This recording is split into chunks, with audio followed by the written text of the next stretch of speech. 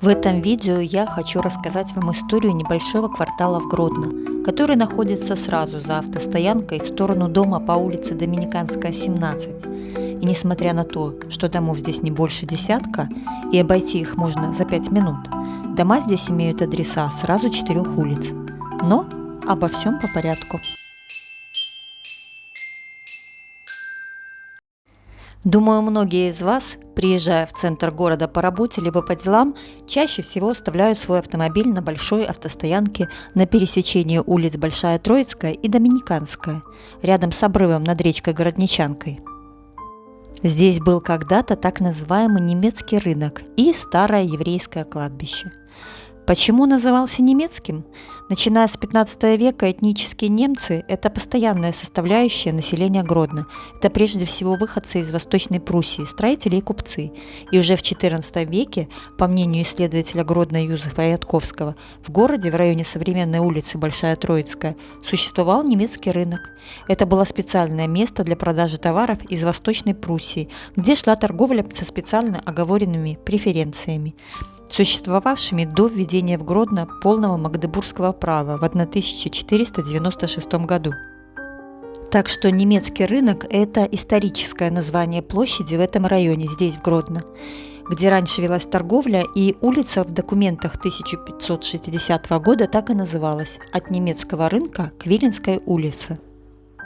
Рынок располагался на территории еврейского квартала, рядом со старым еврейским кладбищем.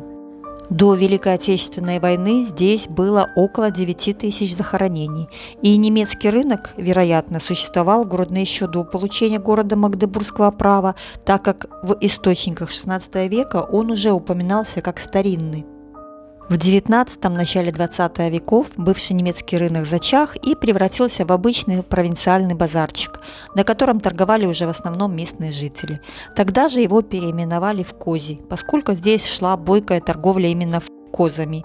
И впервые в конце XIX столетия он также упоминается как рыбный рынок или рыбная площадь. В 20-30-е годы XX века это место официально было переименовано в рыбный рынок, и торговали здесь рыбой, пойманной в Немане.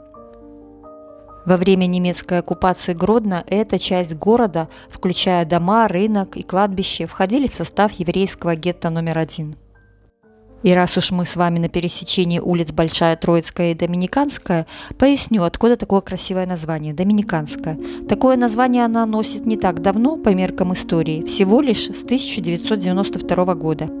В XIX веке это был Колокольный переулок, затем в начале 20-го, в 1925-м, это уже улица Магистральная, потому что на улицу выходил боковой фасад магистрата, и в 1940-м улице дали имя Клары Цеткин, и только в 1992-м ей дали такое красивое название – Доминиканская. Почему? Дело в том, что вот здесь, в небольшом сквере, где сейчас памятник Соколовскому, стоял костел Девы Марии Розарии и монастырь доминиканцев XVII века. После восстания 1863 года костел закрыли, и в XIX веке здание было снесено. Оно осталось только на старых фото. Вот так эта улица выглядит теперь, только там, где стоял костел Девы Марии, уже, увы, пусто, там стоит памятник Соколовскому. Но на дороге особо внимательные пешеходы могли заметить обрисовку плиткой, которая очерчивает место снесенного храма. И если пройтись по ней, то можно увидеть, что здание было довольно внушительных размеров и с торца имело полукруглый вид, как и свойственно всем костелам, так как здесь было место, где располагался алтарь. А обрис храма при благоустройстве сквера нарисовал талантливый архитектор нашего города Владимир Лытов. Благодаря ему мы можем также видеть на глухом фасаде кинотеатра «Красная звезда» рисунок снесенного здания XIX века магазина «Табак». Вот так человек, если не мог сохранить здание, то сохранял хотя бы память. Так что такое название улицы дали в честь монастыря доминиканцев. И сегодня я хочу рассказать вам историю домов, которые находятся сразу за автостоянкой, и несмотря на то, что тут довольно небольшой участок домов, но все они имеют разные названия улиц. Удивительно, но здесь находятся и дома с адресами 4 улиц – Большая Троицкая, Малая Троицкая, Мопровская и Доминиканская.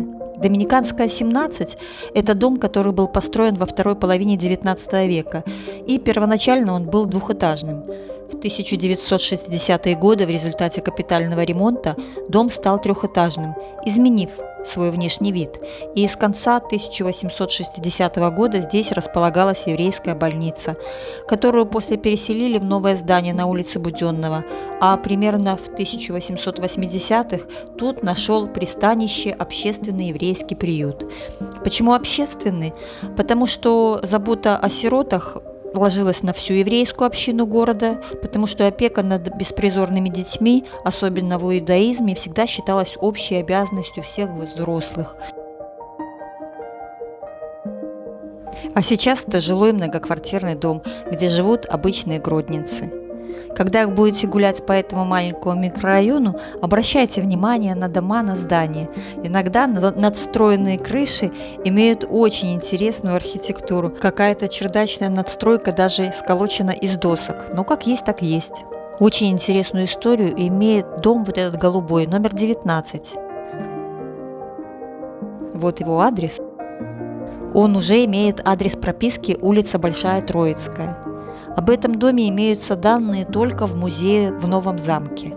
Там есть информация, что это бывший дом Исаака Капицы, построенный в конце XIX века. Точная дата постройки этого дома неизвестна, но зато есть данные о доме 16 и 23, рядом стоящие. Они были построены в 1880-е годы, так что можно предположить, что конец XIX века наиболее точно принадлежит и году постройки этого дома. А как узнали, кому принадлежал дом? Увы, ведь не всегда сохраняются документы, особенно это касается домов, входящих ранее в гетто. Но в 1993 году при капитальном ремонте дома строители обнаружили довольно богатый фотоархив, кое-какие бумаги и вещи семьи Исаака Капицы, из которых узнали, что в этом доме жил в межвоенное время и держал прачечную, и в то время этот квартал домов входил в территорию гетто номер 1. И все эти фотографии были спрятаны здесь в конце 1942 года. Наверное, человек хотел сохранить хотя бы память, но при ликвидации Гродненского гетто всех членов семьи вывезли в Освенцим, и за фотоархивом возвращаться уже было некому.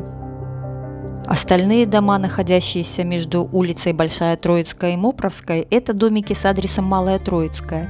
И если бы я делала передачу о самых маленьких улочках города, то эта улочка в нее непременно бы вошла.